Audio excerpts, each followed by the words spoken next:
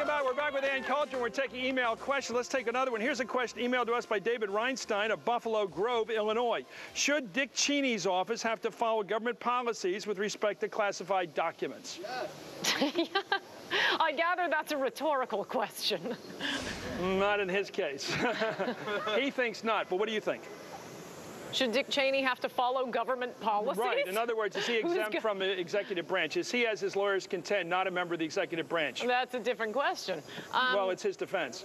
Well, it's a very clever legal position or argument to make because it's an unusual position, the vice president, because his only job under the Constitution happens when the president dies. And when I was at Michigan Law School, we had a law review article with a law professor suggesting that the president just say, this is the guy who's going to take over. Does the Constitution need to be, does the Constitution need to be amended to apply to reality, which is vice presidents are not just presiders at the Senate, they're not just presidents of the Senate, a legislative job, they're not just replacers of the president under the 23rd Amendment or the fact that the president dies. They are, in effect, a deputy president these days. Should that be in the Constitution and written so that the vice president would, in fact, be eligible and susceptible to the usual kind of accountability? No. No, because the one thing that I world. think the Constitution has to keep clear is that all executive branch authority is vested in one man. I mean, there are a lot of people who work for the president. Is the vice president, does he have more executive branch authority than the attorney general? But cabinet secretaries can be called down to the hill here to testify. That's the difference. That's the difference, and the vice president presides over the Senate. That's another difference. Okay, so you then as an attorney, and you went to Michigan law, you attest that he has got a good case in saying that he's a legislative officer and not susceptible to executive branch accountability.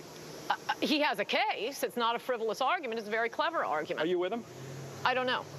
I mean, these are serious legal arguments. Yeah. You have to, they're not decided on TV. This is why they are decided in courts. I'm not surprised that, I'm going to give you an easy question, which is not a legal question. Should Scooter Libby be pardoned? Yes. Why? Yes, absolutely, Why? Absolutely, absolutely. Is he guilty of perjury and obstruction? I think he probably is not. Because... Well, he was found guilty by a jury. Yeah, okay, you asked me what I thought.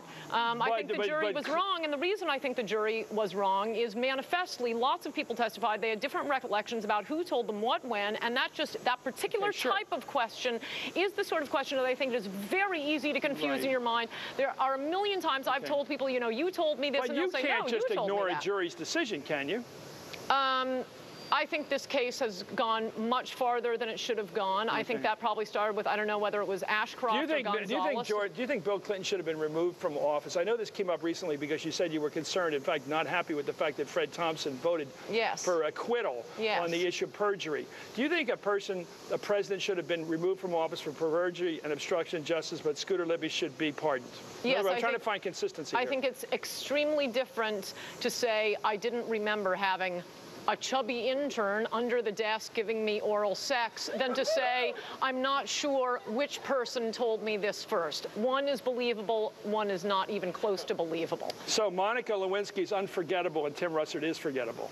Who told you something first is forgettable. Okay. Even if chubby Jewish girls aren't your type, I don't think oral sex under the desk is forgettable. Here we go again with the ad hominem. Monica, you're watching. Anyway, we'll be right back with a skinny wasp. We'll be right back. You're watching Hardball, only on MSNBC.